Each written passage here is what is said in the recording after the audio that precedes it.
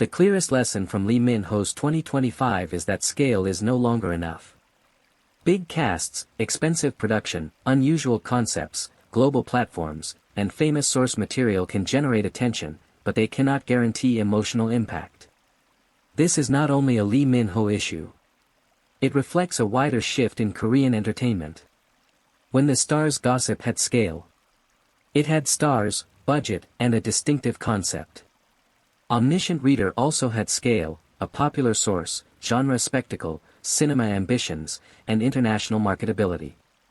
Yet both projects faced forms of criticism that pointed to the same underlying problem: audiences now demand more than packaging. This matters because Korean content has become globally competitive. Viewers have seen enough high-quality dramas and films to recognize when a concept is stronger than the execution. They are less easily impressed by novelty alone.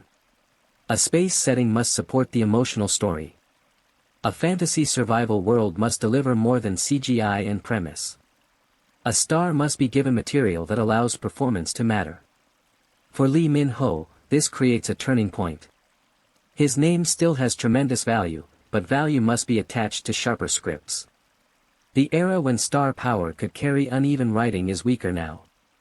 Audiences may still watch the first episode or buy the ticket, but sustaining attention requires narrative precision.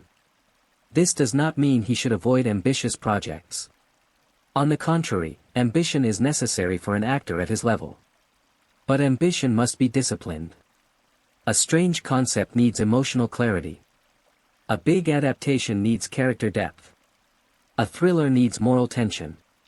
A romance needs believable intimacy. Without those foundations, scale becomes noise. The positive side is that 2025 may function as a correction year.